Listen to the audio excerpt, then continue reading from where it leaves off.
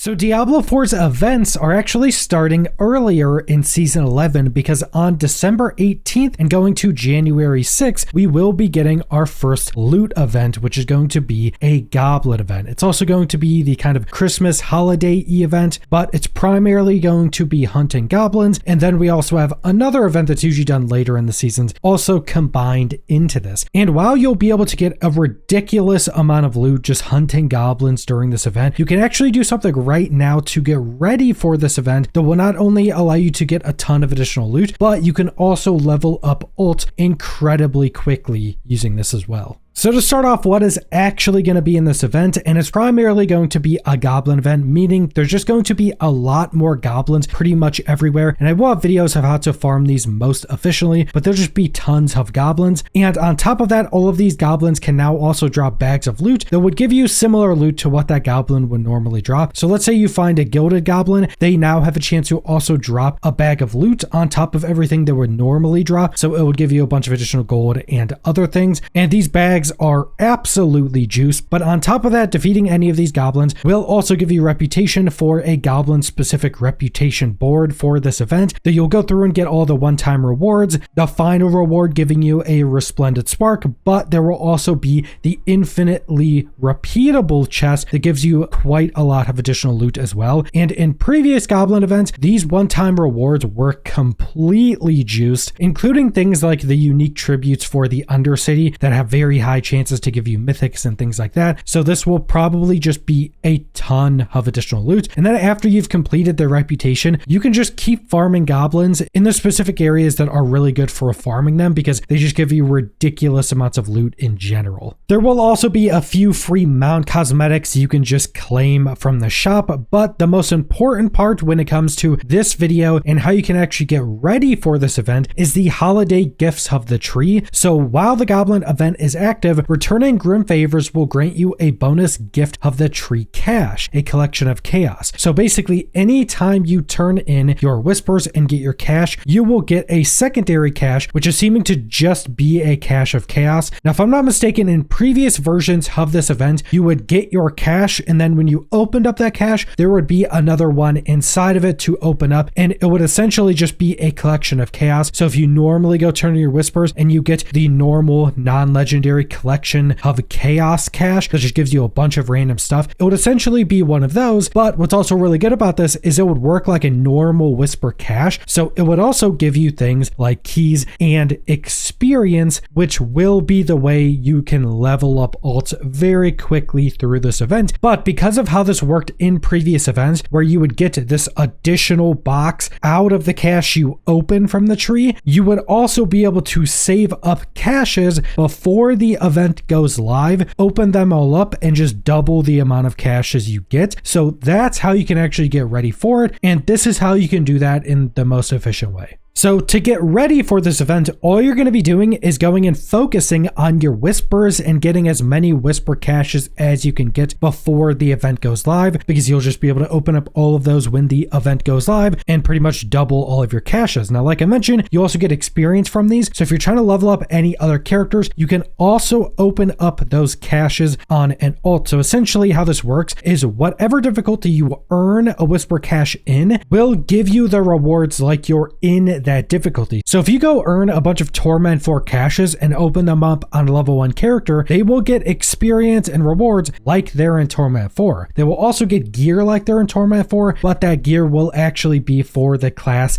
that opens the cache. So you can not only level up a new character very quickly with this event, you will also be getting basically full sets of gear from these caches for that newly leveled up character. So whether you want to use these caches to continue gearing up your main or leveling up ult, this is going to be the best ways to go about farming up these whisper caches. And the best way to go about farming these, if you're not trying to min-max and get as many possible in the shortest amount of time, you really just want to focus on going and completing any of the things that give you 5 Grim Favors and you need 10 to turn in. So you only have to do 2 objectives for every single cache. And there's actually quite a lot this season. So starting off, you have one that you can't do as much as other things, but I think is usually skipped over. And that's the Whispers in the PvP zones. There's 2 PvP zones with some pretty lucrative and fast completions. So in both the PvP zones, there will be one objective to just defeat the roaming boss in the zone. This will give you 5 Grim Favors, which is massive. It'll take like a minute or less to go defeat this boss. Super easy to do. You also have the 3 Grim Favor Whispers, which is to pick up any of the PvP currency and go cleanse it. So you can pretty easily in both PvP zones go get 8 Grim Favors in like 2 minutes. But the Whispers in these PvP zones don't seem to be as frequent as other ones, and more specifically, the Whisper to go defeat the roaming boss. It does seem that the 3 Grim Favor Whisper to cleanse a PvP currency does actually come back as quickly as other Whispers in the game, but these Whispers are just incredibly fast to do and can be really good for getting a few caches very quickly right at the start. And then you have the frequently rotating objectives that gives you 5 Grim Favors, and this is things like going and defeating one of the layer bosses, which keep in mind when you go and get this one, you don't have to open up the chest for that layer boss. You can freely summon it, kill it, and you don't have to have any of the boss currency. Then you have things like doing any of the endgame activities, so it's doing an Undercity, doing an Infernal Horde, doing a pit run. Those cycle pretty frequently, and there'll usually be 1 or 2 of those up at all times if you haven't completed them yet. Those are generally very quick, and if you're doing one that's a bit longer like an Infernal Horde run, just do the lowest wave key because you just have to complete it to get the Grim Favor. And added into that, you also have the new seasonal Asmodean objective where you go defeat Asmodean and then you can open up one of the 3 chests, the seasonal version of Asmodean. Now I think this one comes back every 2 hours if I'm not mistaken, so it's not as frequent as the other rotating Whispers, but you can go do this anytime it pops up and it'll be pretty consistent and always the same objective, just to go there and defeat Asmodean. And again, like with the layer bosses, you don't have to open up any of the chests here. And then on top of that, you also have the more open world objectives, specifically the Legion events that give you 3 Whispers, and then your world bosses that when it is your Whisper, it will give you 5. Those aren't things you can really add into your rotation. Anytime you see them, just go check out their Whisper and you can go do those for some additional Whispers. And then you have kind of the final open world mechanic that's probably going to be the largest part of your Whisper objectives, and that's going to be Hell Tides. So every new Hell Tide, you do have the one objective to go get 5 Grim Favors to just defeat Duriel. You do need the currency to help summon him if nobody's there, but you can just keep trying to go into different instances. There'll usually be people there already summoning Duriel. You just have to defeat him, so you don't need the currency for this either. Unless there's nobody there, then you may need the currency to actually summon him. That will give you 5, but there's always a ton of additional Whispers in Hell Tides that range from either any of the 1-pointers up to the 3-pointers, and these objectives are usually very easy. Most of the Hell Tide specific ones are usually defeat specific enemies or maybe open up some of the Hell Tide chests. They're usually very easy, so even just running around and maybe getting to Duriel may even complete some of these other objectives. So usually it's pretty quick to get the 5 from Duriel and get a handful of additional Whispers in Grim Favor from the other Whispers in the Hell Tide. And keep in mind, if you have Vessel of Hatred, or if you bought the newest expansion, which also has Vessel of Hatred in it, there will also be one in Nantu, and it has separate Whispers. So you can go do all of the Whispers in the one Hell Tide, then go down to Nantu and do all of those Whispers again. Whenever that happens, I would recommend doing that. That is a lot of additional Whispers and Whisper caches. And then finally, you have your dungeon Whispers, and this can either be very good or just something where you go complete a couple if you have them. So first off, there will always be a bunch of dungeons on your map that are Whisper objectives, and they're always 5 Grim Favors, making them really good. But if you don't have a Nightmare Dungeon Sigil for that dungeon, you have to actually go there. You can't just teleport to that dungeon. So it can take a bit longer just because of the travel time, and depending on the dungeon, some of the dungeons take a lot longer than others. But you can go and craft a bunch of Nightmare Sigils, and anytime you get a Nightmare Sigil that currently has a Whisper objective on it, it will show on the key itself and show the timer. So you could go use that Nightmare Dungeon Sigil. That will allow you to teleport to the dungeon, and you can complete that pretty quickly. But if you just want to keep farming more and more caches, even if it's a bit less efficient, you can just go and ride to any of the other dungeons that have Whispers, and they will always give 5 if that Whisper is on that dungeon. So that can give you the most amount of Whispers if you really want to just continue farming Whispers and you don't care if it's less efficient.